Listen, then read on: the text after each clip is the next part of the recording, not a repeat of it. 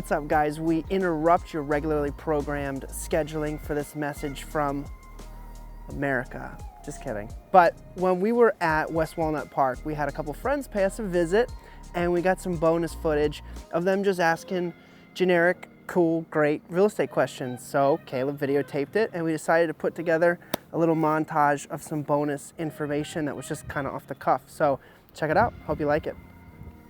Here's the important question. My brothers.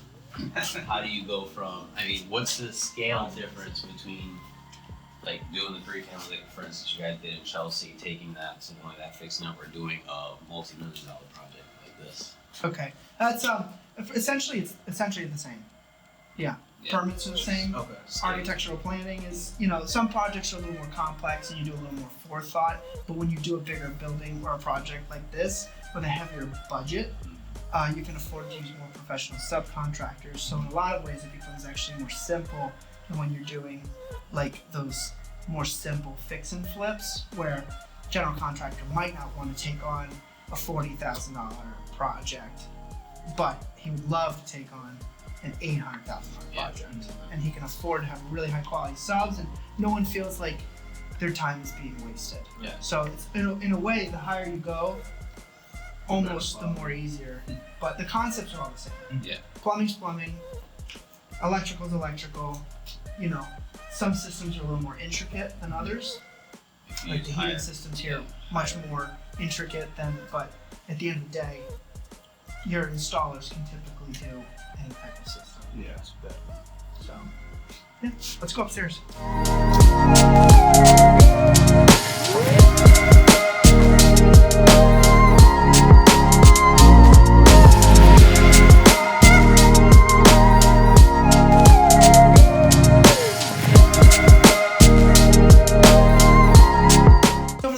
So I can see it. So I send him over the contract, and his bank manager says, "This contract's too simple. Anybody could have written this." And I'm like, "What?" Trying to make it as easy as possible. Okay. So then I send the bank manager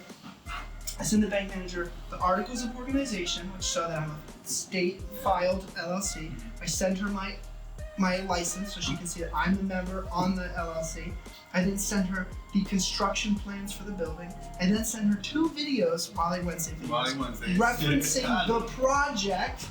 And I'm like, and then I send her an email with the attorneys corresponding on the closing. She's like, nope. When I Google the property, it comes up as a restaurant. I'm like, well, it used to be a restaurant, but and then they're like, nope, this has red tape. So they let him do a certified check to me and send it, but they wouldn't do the wire. So sometimes depositing checks is still hard. Yeah. And as far as funding goes, is it more with private capital or through the banks or? A mix.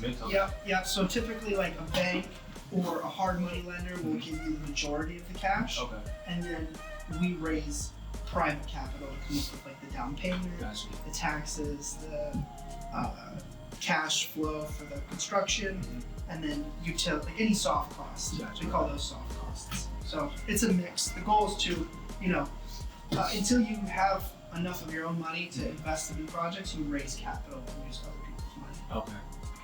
The term I heard, just ask. If you need the capital, just ask. Who'd you hear that from? The first time I asked her, I said, how do you do it? He goes, just ask. I'm like, yeah. As far as like when you go through the banks and stuff like that, like what do they require? Like as far as do they require experience like from like on your behalf, or like what's the requirements to go to? So hard money lenders are easier.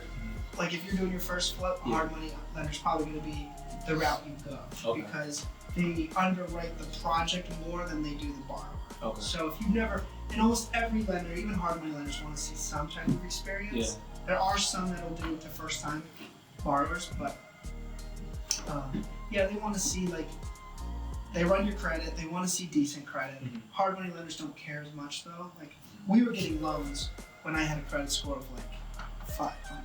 Okay. So they still give you loans. Yeah. It's still and I had 500 because the first year or 2 was really hard. So I let my credit go. But yeah, you're still getting. We've all done it. Yeah, so getting loans at 500 credit scores, and then as long as you have the cash that's needed to close, they'll build in interest reserves, so they'll make your mortgage payments for you for like 6 months or a year. So as long as you can come up with the cash to close it, a lot of times they'll fund it.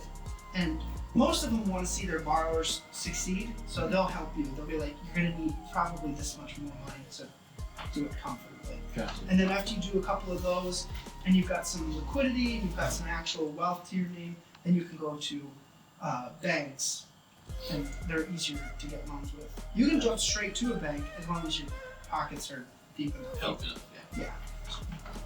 So you either gotta have the cash or you have to have reserve experience. But those, there's like 4.5% interest rates. Those are really good. Gotcha. Versus 15. Versus, that's right. All right, guys, that was it. We hope you liked it. Feel free to drop us a comment and let us know if you have any other questions. Maybe we'll do some more videos like this. Please like, comment, subscribe, share with your homies. Thanks.